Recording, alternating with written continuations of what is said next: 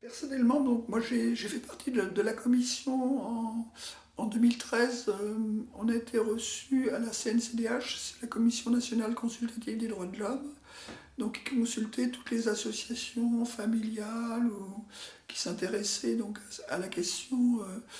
À l'époque, c'était euh, après une loi que le Conseil constitutionnel avait rejetée sur le harcèlement sexuel. Et donc pour protéger euh, les femmes, il s'était dépêché de refaire voter une nouvelle loi. Parce qu'il y avait des procès en cours et sinon, les femmes qui étaient victimes de harcèlement sexuel n'auraient pas pu obtenir gain de cause et leurs harceleurs, ils auraient été libres. Donc le gouvernement a essayé de faire passer une loi très rapidement. Mais dans la loi, ils ont parlé d'identité sexuelle. Et nous, on disait non, nous, c'est l'identité de genre. Et donc, dans les débats, dont je me souviens, donc il y avait des juristes qui disaient ben non, l'identité sexuelle, c'est une notion juridique. Bon, c'est vrai que jusqu'à maintenant, c'est une notion juridique, puisque sur une notion médicale d'assignation à la naissance, sexe mâle qui devient sexe féminin et sexe femelle qui devient sexe féminin. Donc c'était une notion juridique qu'on pouvait utiliser par la suite, donc d'une identité sexuée. Mais sauf que depuis plusieurs années, au niveau de l'Europe, il y avait le concept de l'identité de genre qui a été développé, et ce concept a été adopté à travers le monde. Euh, Par exemple, en Argentine, ils avaient fait une loi hyper open où on pouvait changer de sexe à l'état civil d'une façon déclarative. Et il y a eu plein d'évolutions aussi en Europe. Et donc l'Europe avait voté des textes dans ce sens-là et avait défini l'identité de genre. Mais donc il y avait toujours des résistances. Bon, il n'empêche que nous, on avait réussi à convaincre donc la CNCDH de prendre position sur deux aspects. Le premier, c'était que la notion d'identité de genre devait remplacer l'identité sexuelle. Et la deuxième, c'était qu'il fallait faire évoluer la notion de changement d'état civil, puisque la notion de sexe assignée à la naissance, elle est fausse. Elle est, elle est basée sur la binarité, alors qu'il existe une partie de la population qu'on ne peut pas faire entrer, ni dans mâle, ni dans femelle. Donc c'est les personnes intersexes. Donc, de par cette vérité qui est vraiment euh, une injonction à la binarité, il fallait trouver des solutions.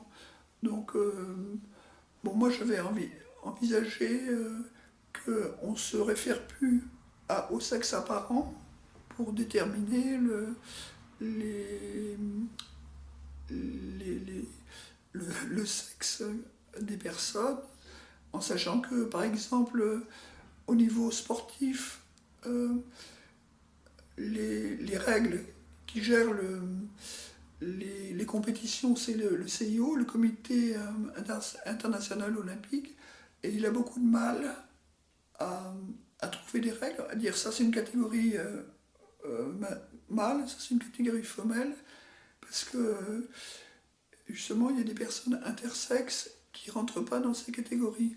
Il y avait une sportive qui s'appelait Caster Semenya, qui gagnait toutes ses courses dans des catégories féminines, et à un moment donné, malgré des tests horribles, c'est-à-dire des tests génitaux, c'est-à-dire on évalue si elle a un vagin avec une profondeur, on lui fait des tests de salive, enfin plein de choses, et parce qu'on trouvait qu'elle avait du poil sur les bras, un visage un petit peu coupé à la serpe, un peu masculin, et une voix grave. Et donc il y avait des commentaires un peu irrespectueux qui émettaient des doutes sur son genre. Et bon, le CIO la- la- lui a retiré toutes ses médailles. Et donc c'est un peu dégueulasse dans la mesure où ils ne savaient pas pourquoi. Et finalement, à mesure d'investigation, eh ben, ils sont aperçus que malgré son sexe féminin, malgré ses chromosomes XX, eh bien, elle, elle, elle avait un ou deux testicules à l'intérieur et donc qui modifiait son taux de testostérone. Et c'est pour ça qu'elle avait un taux supérieur aux femmes. Et donc par la suite, ils l'ont rétabli dans sa dignité et ils lui ont permis de courir. Donc c'est pour dire que la société, elle a vraiment du mal à bicatégoriser mâle-femelle, qui prennent le taux hormonal, les chromosomes, le sexe. C'est hyper compliqué. Même si dans une grande partie des cas, ça rentre. Hein. Si on choisit le sexe apparent, dans plus de 90% des cas, ça marche. Mais il y a, on dirait, une naissance sur 500 d'intersexe. Et pareil sur les personnes trans, une naissance sur 500. Si on élargit la question trans, c'est-à-dire pas seulement des personnes qui ont fait des démarches médicales auprès des équipes hospitalières. Si on élargit un petit peu, des personnes qui ne rentrent pas dans ce cadre-là, on arrive à une population assez importante quand même.